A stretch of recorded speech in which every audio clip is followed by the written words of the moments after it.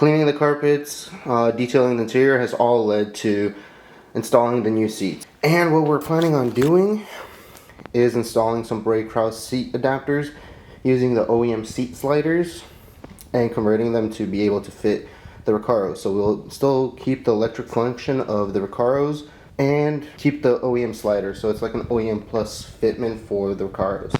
So what we got are these Brey Kraus slide adapters, and we're gonna be using these to mount to the RECAROs. It shouldn't be too difficult. I haven't done this yet. I haven't looked it up either. I'm just gonna go by the instructions that they have. So it comes with instructions. I'll show you guys any tips or tricks along the way, and let's install these sliders so we can finally put these RECAROs into the car. Okay, so these are the OEM seats. They are pretty heavy. Just moving them out of the car here, it was a pretty big deal. Comparing these to the RECAROs, a lot heavier. I'm assuming these are around like 55 pounds. I'll weigh them. I just need to get a scale because I don't have anything at home. But once I get a scale, I'll weigh these. We have the specs for the RECAROs. We know how much they weigh. They're 15 pounds. I'm estimating 40 pounds per seat in weight reduction. So now we're going to flip this seat on its back so we can take off the sliders and the hookup for the seat belt. And once we have that, we can start putting together the puzzle for the RECARO sliders, and then we can finally mount the newer seats. I'm super excited for this upgrade.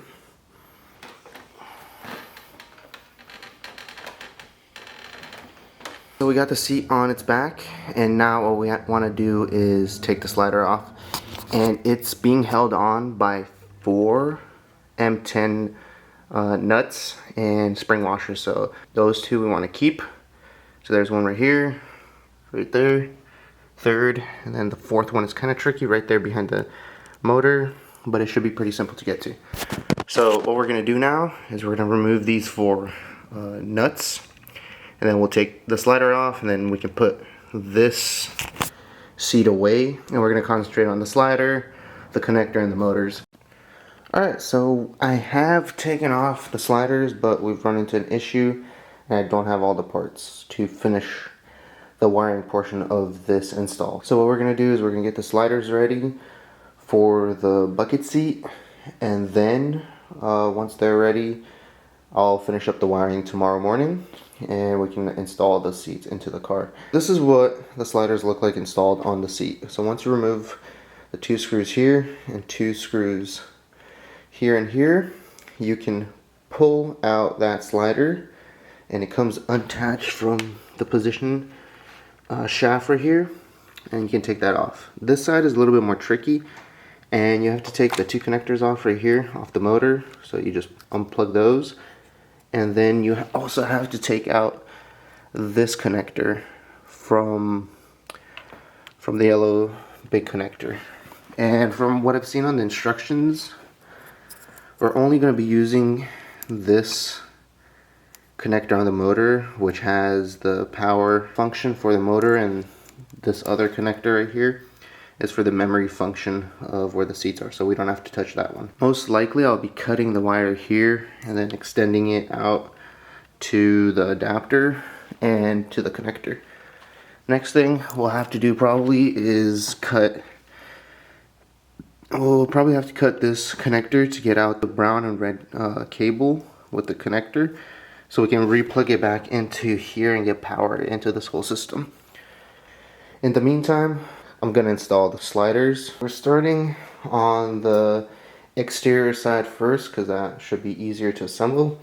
So what we're going to do is take off the cover to get access to the holes, and this is the section that attaches to the exterior rail.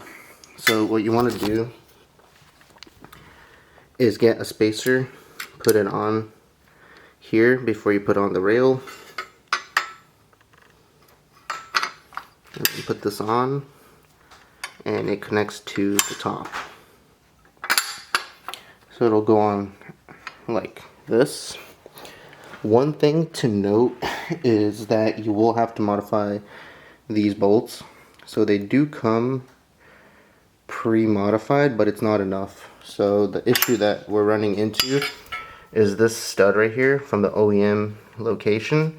Inside, it doesn't give you enough clearance to put this bolt through. So what I've done is filed off the sides. You can either do that or you can knock this stud out, but I think filing off the sides is easier, and it also makes this reversible in the future if you want to put back the OEM seats. Now that we know what it's supposed to look like, I will attach all the hardware, and then we'll jump to the other side, which also includes a little bit more modification and a little bit more wiring. We've assembled both rails. You pretty much have to use the hardware that's given to you. So the modified screw, which I did, so I filed off the edges off of it even more to make it fit. Then a washer and a nut right here. Same goes on the other side. Modified bolt with the washer and nut.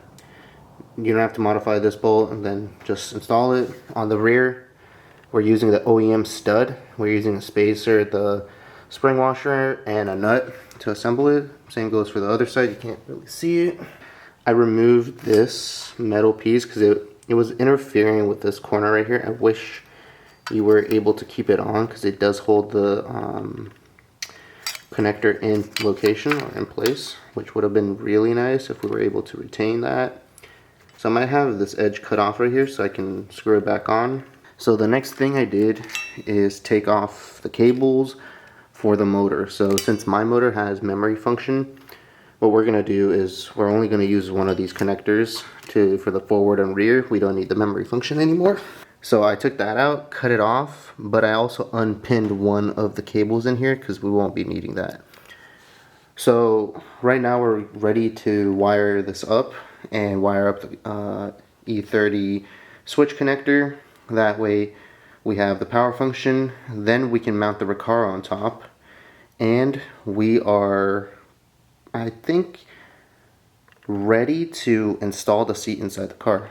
So I'm quickly gonna wire up. So I bought more wire to extend this cable. Since I cut it short, it had like damaged the wire, so I just cut it where the damage point was. So I'm gonna extend this wire. I'll show you guys how you have to connect the connector to make everything work, but these are the wires that you're gonna need. The red and brown cable are the power, and then you're gonna need the green and yellow, black cable from the motor to get this to work. So now I'm gonna extend that cable, and then we'll get to wiring up the switch.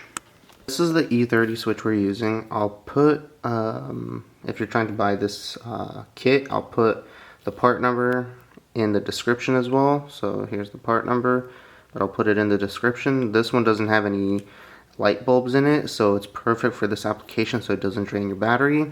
After I extended the wires, I've plugged it in. The brown wire will have to have two connections going out, two grounds going out, which are these pins. So right now I'll put up a graph which specifies which pin goes to which.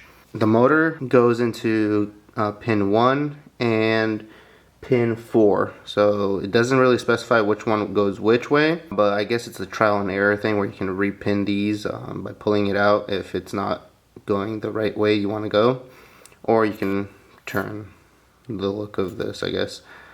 And then the power, which is the red connector, goes into the bottom pin 5. Now that we've completed that, we're going to put in the locator for the connector, reassemble the connection into the motor and into this yellow connector. That way we can replug it up, mount up the seat, which is coming up right now, and then we're putting it in the car. So I'm going to show you guys how the switch mounting is assembled. So we're going to be mounting it from behind like so. And what we want to do is, it's kind of easier to show you guys off the part, is add these two spacers to push it out. Then we're going to add this spacer right here for the switch, and then the switch will go in from the top like as so. And once you have all of that done, we use the included washers and bolts or screws to go in through those 3 holes right there and mount the switch. So I'm gonna do that right now, and then we will check right back in once we're mounting the seat onto the bracket. Alright, so here we have the RECARO on its back, and the 4 bolts that are going to go in are right here at the bottom. So there and there. Those will match up with the 6 holes that are available on the track. Depending on which RECARO seat, Sparkle seat, or whatever you have, you're going to be using different holes. So I'm not going to really specify which holes to use. So off camera, we're going to mount the sliders onto the RECAROs, and then I'll give you guys an update once we're installing the seats inside the car.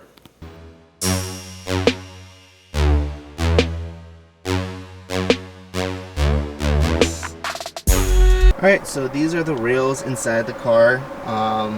They do work well. You just have to make sure when you're wiring it up, don't fully press it in before you install the seat.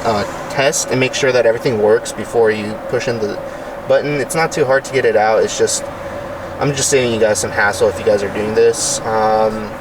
That's it for today's install video for the seats. I love the seats. Highly recommend getting RECAROs, especially if it's your first bucket seat or sports seat, race seat, whatever you want to call it. Definitely recommend getting some RECAROs. For me, the first bucket should always be a RECARO because they are, in my opinion, the best seat manufacturer that's out there. So yeah, highly recommend getting RECAROs. The Brey Kraus brackets, if you want to work and make these fit, they are a cool design. They just don't, there's some stuff on them that doesn't really make 100% sense. They could have done it nicer. They could have designed some of the stuff slightly better to make the OEM sliders fit better. Also, making the holes line up better with the brackets and the sliders would have been very helpful, and getting the fit to be nicer would be also helpful. So it's mainly their tolerancing on their parts, as well as some key design features that I would change on these brackets would really improve the design a lot, and also make them fit a lot better and avoid probably a 6-hour headache that I had due to these brackets. And it was mainly due to the brackets not fitting properly, and then not allowing the sliders to fit in the car anymore properly. It was a big headache, but overall it's a cool concept. It's a cool design. They fit really nicely. They are pretty low in the car, so it does allow me a little clearance up here for a helmet. So yeah, pretty nice. I think that's all I have for this video. I'm gonna do a review video of how these seats feel, and like I'll drive more in them and do like a long distance trip in them just to see how the body feels after sitting in these seats, and if I'll be more comfortable than in the other seats. Make sure to like, comment, and subscribe, and I'll catch you guys in the next one.